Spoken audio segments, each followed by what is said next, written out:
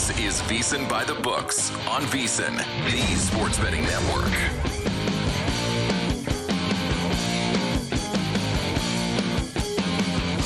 We begin hour number 3, VSiN By The Books. I'm Dave Ross here, Circus Sports, Baptist, Las Vegas, Nevada.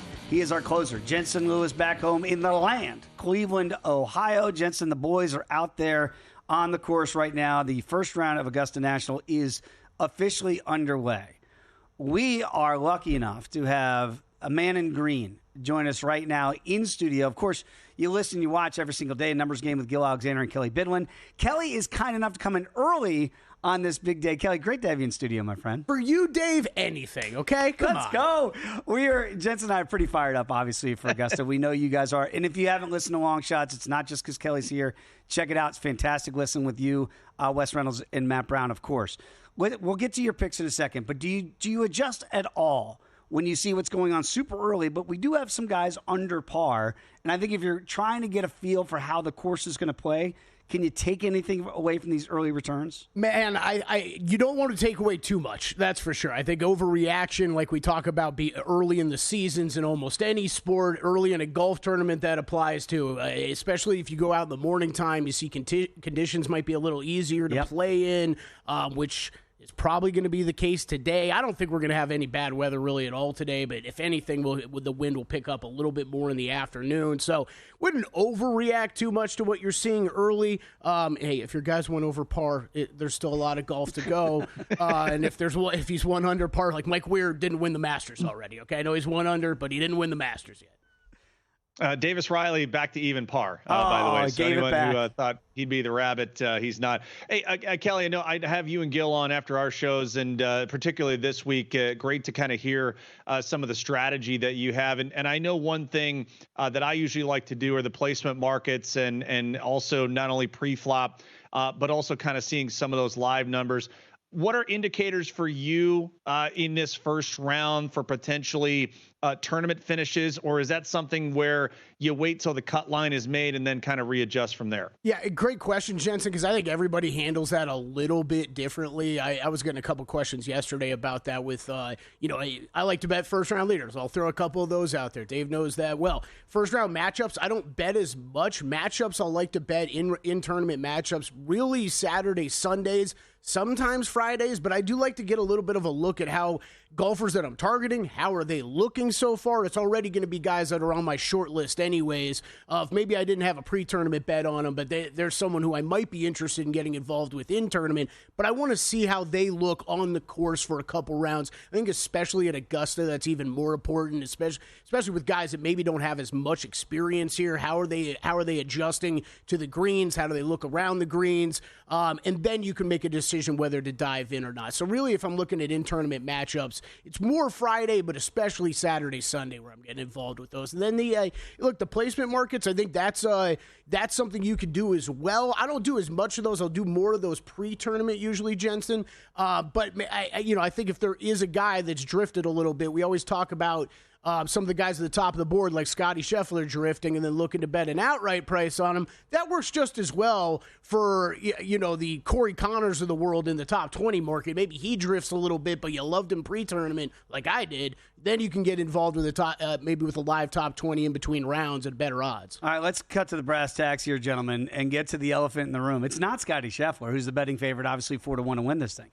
It's Rory McIlroy.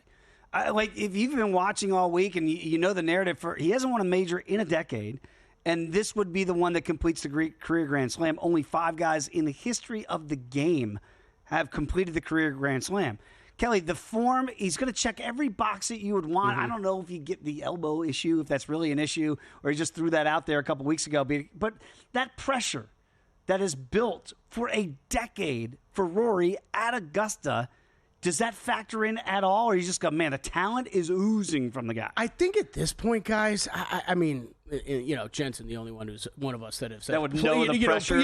Played a sport where there might be some pressure involved. But I mean, at this point, we're talking about it's been so long. Like he's got to be used to it, right? Like that's the way I view it. Now the elbow thing, I'm not really taking seriously. What I'm taking it seriously as is, that's a convenient excuse in case you come up short again. Right. But, I'm not really looking at that too much. I do think that I think he's got to come to Augusta now, and you can't care about this stuff anymore if you're Rory. Like, yes, of course you want to win this tournament, but that pressure, I don't think it's affecting him. I think that's easier to say on a Thursday, Friday, though. We'll ask everybody again on Sunday if he's in the mix, if that pressure's getting back to him. But the difference this year, and I am on Rory outright to win this tournament, I think the difference this year is he is coming into this tournament in better form than he has basically ever since he's last won a major. And it's 2 wins already on the tournament, the T5 at Houston, T15 at API. It's just been quality finishes all season long. And he's getting it done everywhere. Off the tee, driving, he is top 10 on the tour right now, or in this field. 12th on approach coming in here. His approach stats actually some of the most lacking. His putter's been lightning hot. He's been great around the greens. He's scoring on the par 5, second in par 5 scoring in this field, and that is absolutely key, gentlemen. Whoever wins this week is going to score on the par 5s. That's how it gets done at Augusta. Over 75% of the scoring gets done on the par 5s. Right. Kind of the old adage at this point. You got to score on the par 5, survive the par 4s, and that's what you're looking at of your golfer this week. Yeah, so far, guys, and to that effect, former champion Danny Willett just birdieing the par 5 second hole, so now 6 players at 1 under there. Okay, so speaking of players, and Kelley, this has kind of been something we've forecasted months ago, and we started to hear momentum with the PIF and Liv and those guys coming back, because Dave and I talk about all the time, you and Gil as well. You want the best of the best to compete, especially at the majors, and allowing these guys to be able to commingle. What was your most difficult handicap of the Liv guys coming in here, just knowing the differences and the courses they've played, and also, this arguably the toughest major that there is out there, especially from the approach and the putting as well? Yeah, Jensen, it's been tough every year, really, since the split, right? Because especially for someone who handicaps golf like I do, it's a lot of data that I'm leaning on, a lot of stats that you do get provided from the PGA Tour and the DP World Tour, and a lot of that is what I'm baking into models that I'm running and stuff, statistical models. Liv, we don't really get any of that information. So there are some great people online. Ron Klaus over at BetSperts did a great job of kind of putting together some strokes gain data for the Liv players coming into this, and it's too big. Obviously, some of the names, John Rahm, Brooks Koepka, they're too big to ignore. Right. But you kind of think, well, I've got all this data on the PGA Tour guys. It's easier for me to figure them out than the Liv guys. But you're talking about, this is 13% of the field. Just take a step back. It's 12 guys in here. That's 13% of the field. Then we always talk about with the Masters, okay, it's a 95-person field. Well, how many of those guys, though, between the seniors and the amateurs really even stand a chance? You could probably chop 30 off of there, and it's probably down to 65. So you think you really do need to factor these guys in more than maybe some do. I had a hard time this year judging how I wanted to play any. Sergio has been great this year. To everybody's surprise, Sergio Garcia has been, honestly, by strokes gain data, the best golfer on Liv so far this season. So he was really the only one I was kind of interested in possibly betting this time around. But man, everybody had caught on to that one. The odds, I wasn't gonna bet a top 20 on Sergio at 2-1. I wanted more than that at this point in his career. I'm greedy. First Liv golfer out there, Cam Smith has parred the first hole, so we got a Liv golfer out there. Let's get to some of your picks that you do have in pocket. I know you like Rory to win outright. What about Morikawa this week? How do you fancy his chances? Love Morikawa. I've got Rory outright, covered him with a top 5 as well. Really, the placement markets, though, is what I really love to bet, and especially at the Masters. I think they're great. Top 10, I'm calling Morikawa. I understand there's a lot of outright interest in Morikawa out there. Completely get it. I love calling Morikawa. He's my 3rd highest rated golfer for this tournament, only behind Scottie Scheffler and Rory McIlroy. I get the love. It's just been, we haven't seen him close on these Sundays, and it's been a little bit here. And we think back to some of the wins that he's had, some of it during COVID where there wasn't fans out there. And I think there's some questions about calling on Sunday right now, enough for me to stay away from the outright market and invest more in top 10, where I think he will be hovering around this week. So I love him there. And then the top 20 plays, those 3 guys I probably love. Those are probably my favorite bets, along with Morikawa. It's Robert McIntyre, Corey Connors, and Sepp Straka. I expect all 3 of those guys, especially with their iron play, especially what McIntyre and Corey Connors have done of late. I think Connors is coming in under the radar a little bit for a lot of people, and he has had some great finishes leading into this tournament. T18 last week, T8 at the Valspar, T6 at the Players, third at the Arnold Palmer. I think he's really flying under the radar, and he's had some success at this event. So really like all three of those golfers to show this week, at least in the top 20 marks. I will say this, though, Jensen. If Colin does not win on Sunday, we might not hear why. Not obligated. Not obligated. Speaking of obligations, Zach Johnson, your leader now, 2 under through 3. I did play him, and Kelley, I know is one of your favorite matchups this week. Zach Johnson over Max Homa. Dear God, Max Homa almost missed the cut in the par 3 contest yesterday. By the way. Oh my gosh, yeah, it's that is one of my favorite matchups this week. But really, the handicap there, Jensen, was not for Zach Johnson to do well. It was just for Max Homa to do bad. So we'll take this start all day. Absolutely. Amen. Rarely do you see in the PGA Tour the caddy leaving the player, but that's what we had with Max Homa. And they're friends from way back, from childhood friends. And Max said it was not his choice that his caddy is now caddying with Justin Thomas. It's a rough business. It's still a business at the end of the day. I'll tell you real quick, we do have Zach Johnson out to 2 under par. This is, if you're talking about live betting, you want to get in on some of these outright prices, you get a couple of these old dudes that get out to a lead, and you just get a little bit of a smidge better price on somebody that you were already targeting. Great way to live bet early in first round of the Masters. You faded Bernard Longer. Do you feel good about yourself? I don't feel good, but I feel good when I win money, and that's all that matters, Dave. Stephen Yeager's going to beat him for low German. That's right. I think that's your point. Kelley, thanks for hopping in, man. Of course, anytime. Check him out. Of course, we got a numbers game coming up right after us here today, each and every day with Gil Alexander's. Check out their show. It is fantastic as well. When we come back, it is time for the Daily Diamond. That's next here on VSiN By The Books.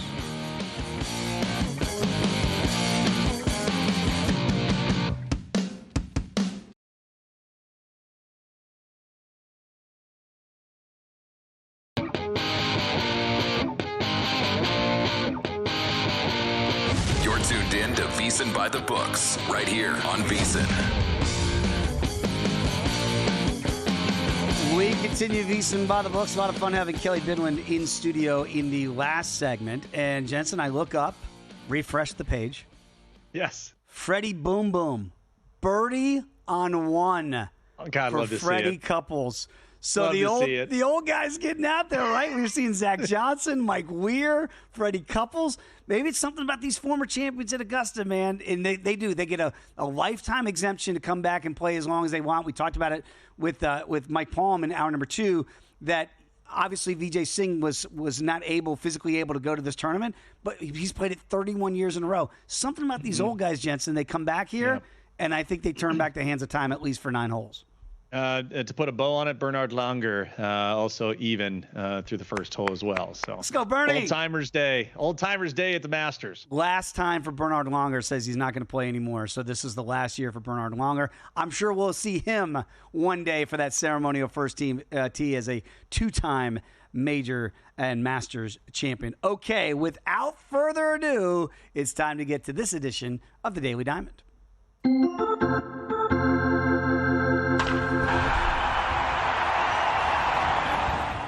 Jensen, we talk about angles that we like a lot. Certainly at the beginning of Major League Baseball, we talked a lot about the Sacramento over. It finally did not get home, 5-1. But you found another angle that if you've been rolling this thing over, oh my goodness, you're cashing a lot of tickets. What do you got?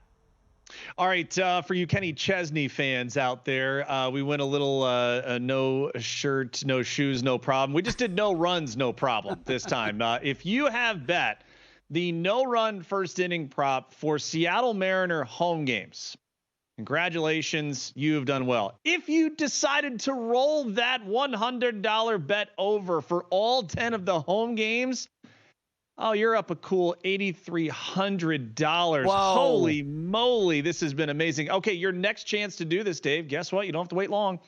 Tomorrow night against the Texas Rangers. It's going to be interesting to see because it's got to end at some point, right? Well, I don't know. Like, would you take the 8,300 and would you roll it over for tomorrow? If you've been rolling over $100 bet and then taking all of the profit and then rolling that over, so you're still risking your 100 theoretically, right? For 10 straight games. Yep. How about this? Can I take a cut? Can I take Can I take a cut of my winnings, take $5K out, and then roll over the 3332.18? Done. Or you just cut it right in half. Do your 41.50 and you're in great shape. Absolutely love it. Yeah, it's again, the prices have been really good. Brandon, our producer, had said it yesterday that the prices have not been outlandish. I mean, you've been anywhere between like $1.60 and $1.25. It's not like you're getting to $2 and you're like, okay, but. Boy, going to be interesting. It'll be a little bit of sweat tomorrow for anyone who wants to continue to do that. I will say this though, Jensen. What if you do that, right? And then you kind of hedge. It's not a hedge because you could still make profit, but you don't continue that rollover that you alluded to. Would you then go, why was I so chicken? I did it 10 times. If I roll it over to that 11th time, I can't even imagine what numbers we're going to get into double digits now in that profit over 10K, right? Like, could you roll the dice one more time, or how much? Well, as I said in Wall Street, how many yachts can you water ski behind? Well, I think your idea of taking half and banking it is the way to go, because you've already done exponential profit on it. So absolutely, I would take half. And if you're wanting to roll a dice, that's a hell of a sweat to do it again. But again, you don't feel as much pressure because you already have that 4K in pocket. Absolutely. We talked about the Braves a lot. Again, I'm not crying for their slow start. As a Metropolitan fan, but you're always waiting for Spencer Strider to come back. You've been talking a little bit about maybe a guy now that is not a household name yet, but could be in that Cy Young Award race. Certainly. So we continue our play on words. How about such a Schwell shot for Mr. Spencer Schwellenbach? Budding ace here, and it's not the Spencer we all have known for the last couple of years in Spencer Strider, but the Nebraska product has been phenomenal. Now the third betting favorite behind Paul Skeens and Zach Wheeler. Wow. If you look at the series finale here today against the Philadelphia Phillies, did quite well against them in a couple of starts last year, 17 punch outs and 18 1/3. I have put in for VSiN Pro subscribers. I am already on the Braves on the run line today, -1.5. I do think he continues this phenomenal start, and the Braves, I know it's been ugly, 2-9, but you got your ace of the season right now on the hill, and you got to feel pretty good about it. I'm waiting for those numbers to drift to see where they drift in the Braves. They're still not drifting that far, despite this 2-9 start here to the season here. Not exactly what they're looking for in the ATL. Chris Bassett's a guy that, as a Metropolitan backer, I really liked his time there in New York. I know sometimes the results weren't always what you wanted, but I like his mentality on the bump. What do you have with Bassett today? All right, so for you Yacht Rock fans out there, a little Christopher Cross. How about Chris Cross in the Sox with Chris Bassett against Boston in Fenway Park? 7 career starts against Boston, pretty solid. 2.40 ERA, 40 strikeouts in 45 innings. You look at the 2 road starts he had against Boston there in the dirty water last year, 13 2/3, only 3 runs allowed. He gets that road start again today. Again, no play in pocket yet on that one, but just an angle for people to consider. Sometimes certain pitchers against certain teams, regardless of home or away, fared quite well. So that one, a start to circle today. And we talked a little bit about this with Mike Palm. Bassett certainly is not to the age of the Verlanders and the Charlie Mortons out there, but staying power for Bassett all year with the front end of the rotation. He's shown that he can be an innings eater, man. And again, we look at Gausman, Barrios, Bassett, Max Scherzer now in the fold there, Bowden Francis. The Jays rotation is deep. It's just a matter of can they score enough runs to alleviate some of the pressure. Like as a starter, you don't have to go out there and know that you've got to give up 2 runs or fewer to have a chance to win. That's a tough way to do business for sure. Absolutely. You've got a couple of teams in our Would You Rather situation today here on the Daily Diamond. For slow starts, for a couple teams in the American League, what do you got the choices today? Yeah, so technically, and we'll give you the games behind here because I do think it is quite intriguing. So would you rather, if you don't have these in your portfolio as far as futures go, would you rather jump in on the Guardians to win the American League Central at 5-1? Dave, they begin play today, only a game and a half back of Detroit for the top spot in the American League Central. Or would you rather have a future on the Orioles to win the American League East? They currently are in last place, 3 games back of the Toronto Blue Jays in first. Well, here's the thing with the Orioles that I don't get. I understand that the Guardians are not going to hit. We've kind of talked about that a little bit. I think everybody saw that coming into the year. With the Orioles, I'm a little bit more confused by what their direction is. I understand with the Guardians maybe their forecast was for this year to not buy in offensively. But the O's, I felt like they were right there on the cusp.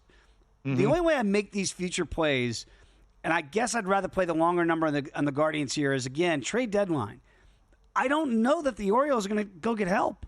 That does not seem to be what the organization, for whatever reason, wants to do. I would assume if the Guardians are around, Jensen, you would have a better view of this being there in Cleveland than I, that they might go pick up a bat to help out that lineup. Is that fair? They're going to. I think it's more than a couple of bats that they're going to need, and I think that's probably the one thing you watch for within this division is, will there be separation with a team like Detroit and/or Kansas City, more well equipped, I think, offensively than where the Guardians are. So a lot of youth still in Cleveland, and that pitching staff had a lot of injuries in the rotation last year. Can they stay healthy, and will they lean more so? By the way, if you watch that game last night between Chicago and Cleveland, Emmanuel Clase did not look good again. It took the pulled hamstring from Mike Tauchman, who would have been the game-tying run coming around third. He pulled his hammy halfway through. That's how the game ended. But that was bases loaded, again, with 2 outs. Emmanuel Clase has looked extremely shaky trying to close out games thus far for the Guardians. I saw that. Like, you get the win, but maybe the bigger issue is if he's not right, or at least the dominant closer last year, could be a rough go here in the land. By the way, wherever you go with the VSiN Watch app, you have access to everything we do. So when you get and download the VSiN Watch app, you can do that at the App Store, get it on Google Play. 24/7 live access to our audio, video streams, replays of your favorite shows like VSiN By The Books. You're never going to miss a moment. You can watch it on your time, whenever that time works for you. Quick access to all clips by sport, tailored to your interests. So watch VSiN anywhere. Download the VSiN Watch app and do so today. We're going to talk UFC 314 next segment with Reed Kuhn. Cannot wait to get his thoughts to break down what we're going to see in Miami on Saturday. Right now, I'm seeing the old guard and former champions at Augusta. Great starts. Zach Johnson, 2 under through 3. Danny Willett, the Englishman, 1 under through 2. Mike Weir, Canadian, 1 under through 4. So Jensen, the old guys, they're feeling themselves with that green jacket, thinking about those memories of Masters past. Also, like Chris Kirk tied for the lead, 2 under there with Zach Johnson. A couple of the notable names here that you and I like. Cam Smith had that suit jacket at the range yesterday. He's even through his first hole. Aaron Rye, who is a long shot. Corey Connors, Kelley had talked about with us in the previous segment. Will Zalatoris just 1 over. Cam Young at 2 over. So getting to it. Can't wait for the featured groups coming up here, though, buddy, in the next couple hours. Steven Yeager, who's going to be teeing off here. He's the low German against Bernard Lange. Right now, the old champ, 2-time major champ, the even par, and Steven's getting ready to get his day going. When we come back, UFC 314 with the great Reed Kuhn next here at VSiN By The Books.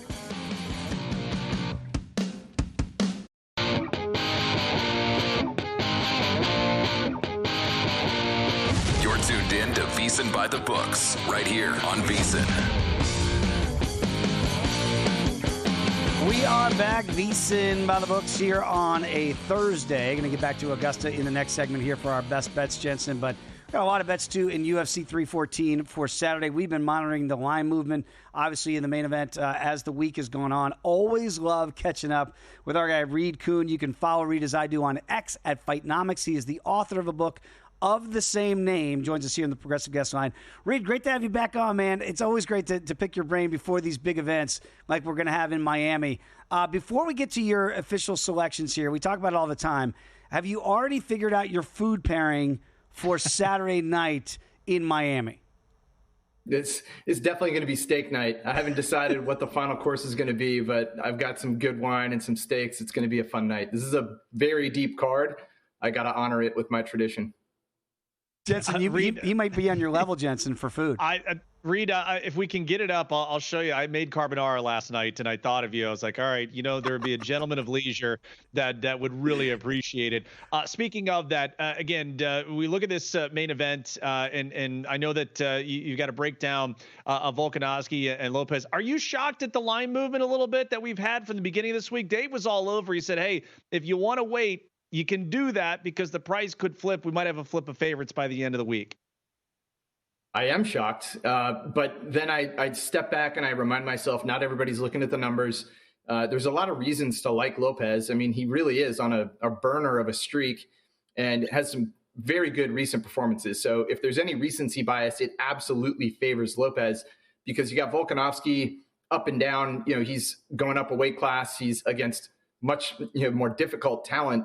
Lopez, just not the same history. So when I look at these numbers and I see a bunch of statistics that favor Volkanovski, I have to also remind myself he did that against elite talent. He is putting in 5-rounders against Holloway and just really tough strikers. Lopez just bulldozed a few guys early on.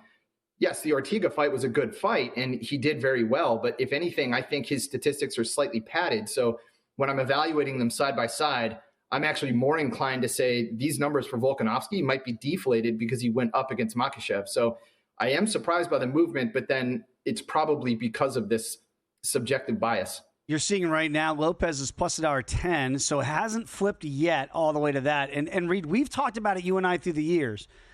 Does that switch what your potential pick could be at fight night, depending on that line movement, right? We talked about it where I like this fighter at X price, but I don't like him at Y. Could that be the case if we get there with Volkanovski and Diego? It might. Honestly, advanced models are kind of black box. You actually don't know how they're going to interpret a line movement. Odds are predictive. That means they are an input to the models. So that means I need to rerun this. I always rerun it right after weigh-ins to get the absolute latest price because that's what's actionable to me.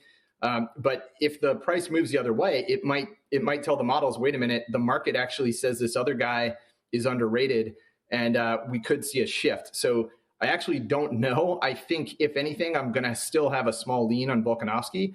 I'm getting a better price. I don't have to risk as much, but he is not going to make or break my night. All right, Reed, Paddy Pimblett and Mike Chandler, when we think about where this could be, I know Dave and I have said aggressiveness from Michael Chandler, like there are going to be no surprises here about tactics. Set us up here where you think Paddy is, as far as, does he need to outlast it, or does Michael Chandler need to get a round one, maybe early round two, try and use that power to be able to knock him out? I think you just said it right there. Michael Chandler is a powerful guy, and he swings for the fences. Most of his strikes, that's actually a subtle statistic I look at, is the jab to power ratio. He goes all in on his swings, and it's obvious the way he fights. The problem with Chandler is that if you line up every fighter on this entire card, and possibly in the entire upper rankings of the lightweight division, he has the worst head strike defense of anyone. And so that is a massive liability. When you're getting hit more often than not, that's a problem. It's a bigger problem when you're facing a rangier fighter, a younger fighter, a more durable fighter. And Paddy Pimblett, he has not been knocked down. He hasn't really been hurt. He hasn't taken the career of damage that Chandler has. So at 39 years old, that's a big liability. If Chandler doesn't get that one punch and walk off, it's going to be a long night. I think it's an uphill battle for him. I'm looking at the totals, and I know your models don't necessarily go to that total. It is sitting at 1.5 here for that potential 3-round co-main event here.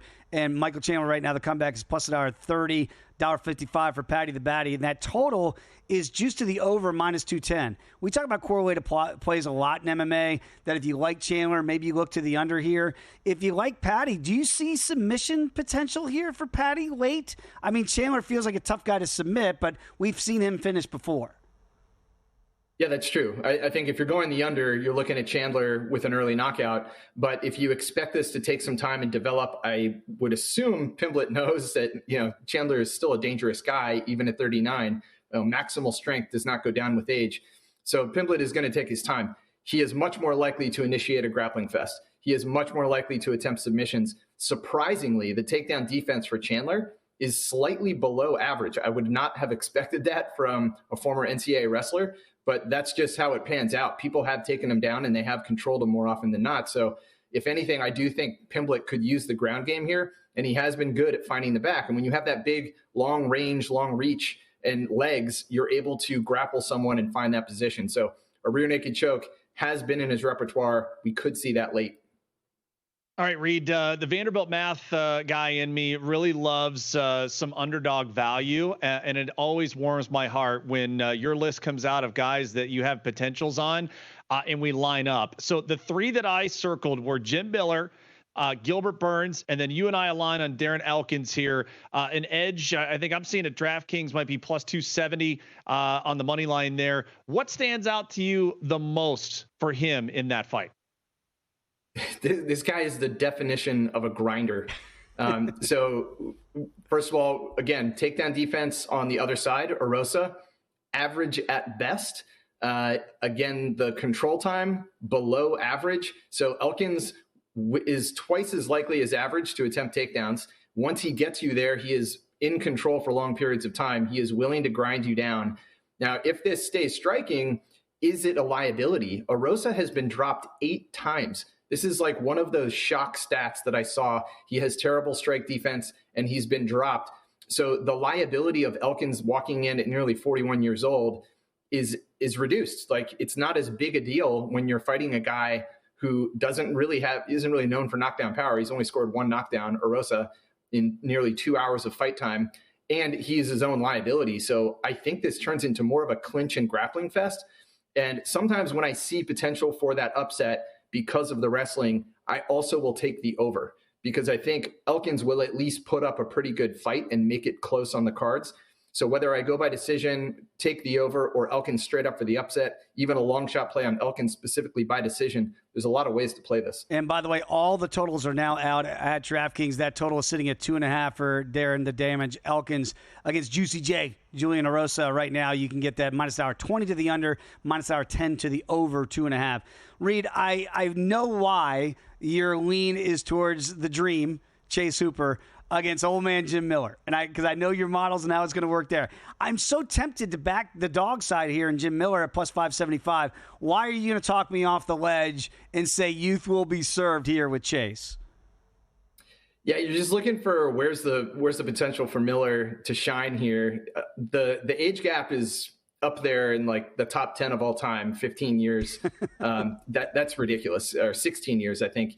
So the models may be overcompensating for that and just saying, yeah, Hooper's going to walk through this. I don't think it'll be that easy. I don't think anybody walks through Jim Miller. But where is that finishing potential? Is it in the striking? Maybe. I don't think it is. Like, Hooper is going to be quick to do takedowns. Miller, again, he's known for his grappling, but defensively is a liability. He doesn't have great takedown defense. I think Hooper turns this into a wrestling match, and he has good enough submissions to stay out of trouble. You got to watch out for that guillotine, though. If Hooper's diving in for takedowns, protect the neck. But otherwise, I think he's in control. All right, Reed, speaking of in control, this is the pitcher in me last night. Attention to detail, scouting reports, and executing at the highest level. We're going to put up the picture of my carbonara. That's solid. I see a good, healthy mix of pancetta in there. So I said to Dave and Joe Serralo, who hosts for us on the network here, cashing out at night, I'm like, all right, I'm going to take my first stab at homemade carbonara. So you be the judge. Are we on the right track here from what you see? We're on the right track. Just unlimited amounts of Parmesan, heavy dose of pancetta. Like, if you want to go homemade noodles, that's next level. I have a pasta maker that does that. But that is like that's my indulgent meal, especially when I'm traveling. If I'm eating alone, I can find a hole-in-the-wall Italian place in London, New York, and just have amazing carbonara. Rita, we got to let you go, but you know my mom's going to ask when she sees all those bourbons behind you, what are you going to go for Saturday night for your food pairing? I think it's an XO that's open right now. Honestly, I've crushed like most of the top shelf this year. Just it's been a good year, guys. Like, the bets have been hitting, and I need to reload. I need to talk to my guy and reload some of that top shelf. Enjoy Saturday night. I cannot wait to see the food pairing when it comes out on X. We appreciate your time as always, my friend. Thanks, guys. There he is, Reed Kuhn. Give him a follow on X at Fightnomics. Absolutely spectacular. When we come back, Best Bets Update Augusta National. That's next here, VSiN By The Books.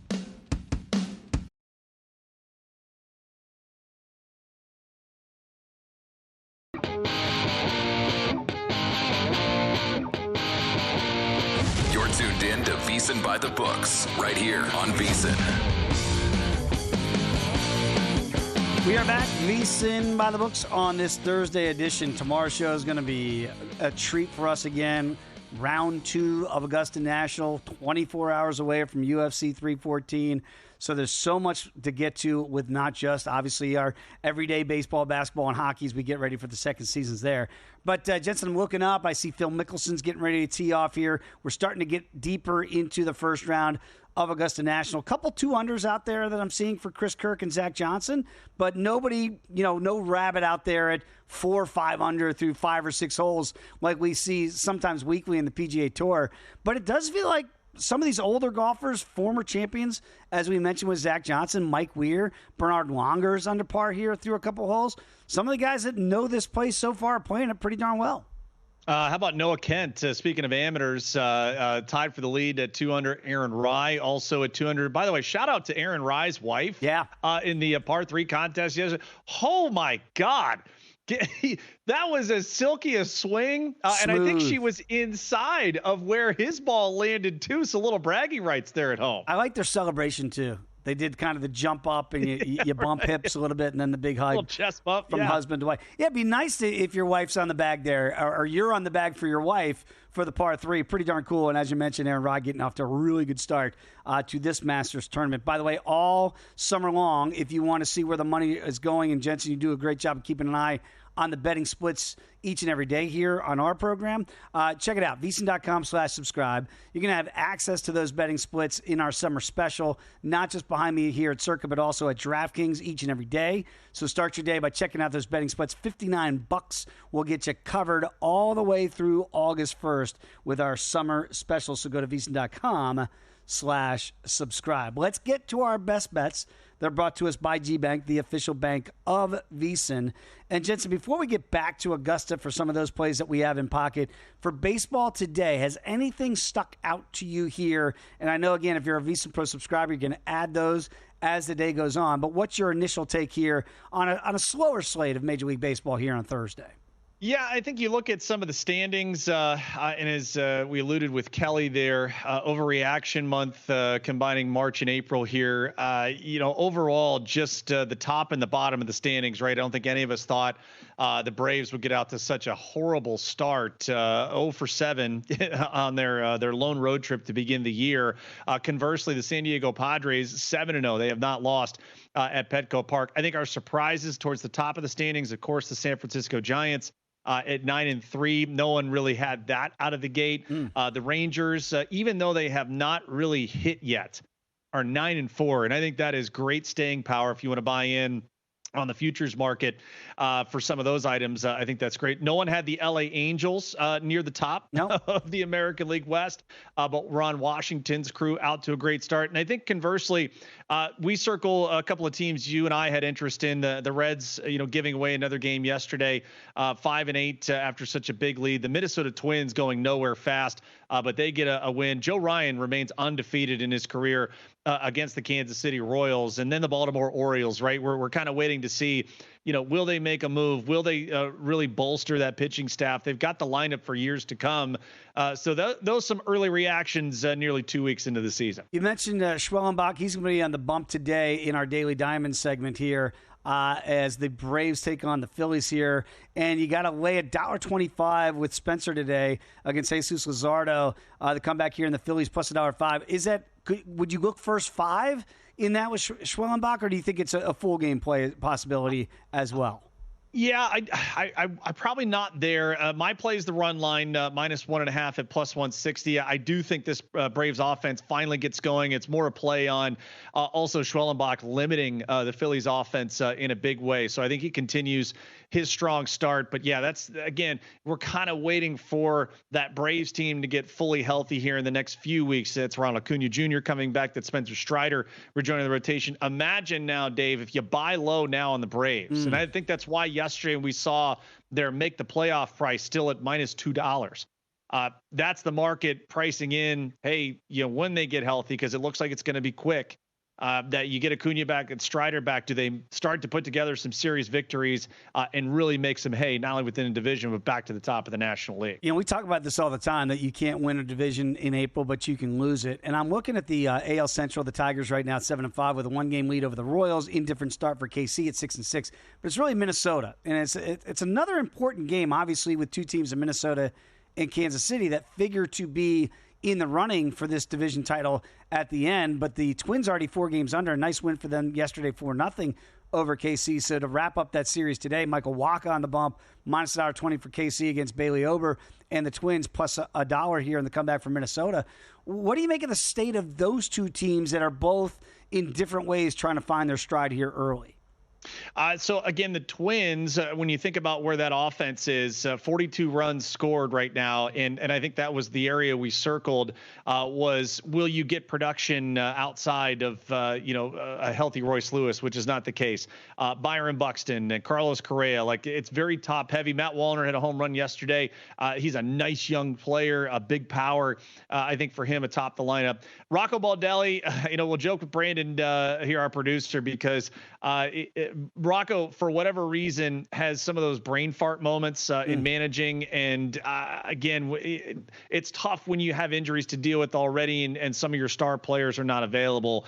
But I wonder, how long they're going to be able to kind of sustain. Pablo Lopez maybe going on the IL. Zebby Matthews, one of their young prospects, may get the recall from AAA. So the Twins, a little more down on than I think where we see the Royals 6-6. Really not worried about them. It took them a little bit last year to kind of really get on those hot streaks. But when they did, man, they sustained them in a big way. Back into their bullpen has gotten a lot of use. Lucas Erceg, Carlos Estevez, who came over in free agency. But that lineup, I think, is going to be pretty good. Jonathan India has looked very, very solid ahead of Bobby Witt Jr. So, again, you want to see Jensen's plays here from Major League Baseball, you got to be a VSiN Pro subscriber. He'll add those as the day goes on here with those early looks here on VSiN By The Books. But remember, GBank is upping the ante up to a $750 bonus for new GBank Visa Signature Card customers. New customers who spend $1,000 on eligible purchases within 90 days from opening up an account, they're going to get a $250 bonus. In addition, if you spend $50,000 on gaming and sports app loads within the first 30 days of opening up said account, you're going to get another $500 bonus. That's potentially $750. Apply now, VSiN.com/GBank. That's VSIN.com/GBank. Subject to credit approval. Terms and conditions do apply. Okay, I want to update Augusta. What's going on right now? One scorecard jumps out to me in a big, big way. We're talking about the Højgaard twins, and Nikolai is already through 7 holes. Nikolai bogeyed 1.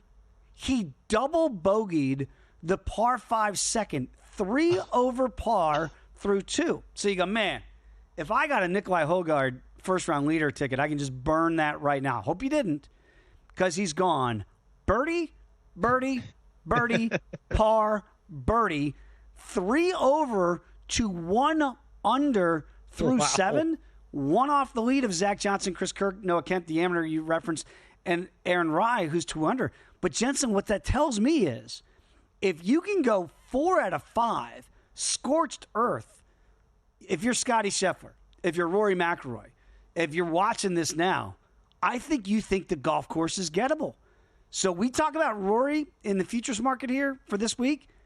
If this is doable for a guy like Nikolai Højgaard to go 4 under through a 5-hole stretch, you got to think Rory and certainly Scotty are thinking under par, 2-3 under par, shoot a 70, a 69, and that's got to be realistic expectations when you see what these early rabbits are doing. Well, I'm the group that just teed off now is the one that I'll be focused on. Morikawa, Joaquin Niemann, Minwoo Lee. You talk about guys that are a lot of people very high on and with some really astronomical odds to be able to win it in Niemann and Minwoo Lee. And then also just shortly afterward.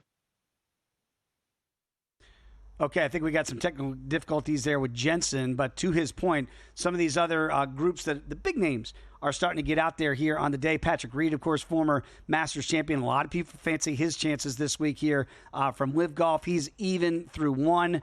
Billy Horschel, another guy that up and down track record here. He's even par here. And Bobby McIntyre, if you're in some of those low lefty groups out there, Bobby McIntyre, very popular name this week. He's even par through his first hole.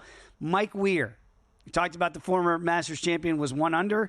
And Danny Willett, former Masters champion. Sometimes you don't think about those former champions of a guy like a Willett and a Mike Weir. They were off to nice starts at 1 under par. Both those guys are now 1 over par. So, again, it's early out there for those first-round leader tickets. So if you've got those, don't panic, as we talked about with Nikolai Højgaard here, but you're going to be keeping an eye on those groups. And I think Kelley Bydlon very happy. Steven Jaeger is 1 under par here for Low German against Bernhard Langer. You ready to do this all over again tomorrow, my friend? can't wait, man. So excited to strap in for a tradition unlike any other. Can't wait to recap round 1 tomorrow. Are you wearing green tomorrow? I am. Wait till you see my outfit tomorrow. You're going to like it. We call that a tease in the business. Up next, it's a numbers game. Gil Alexander and Kelley Bydlon next year on VSiN.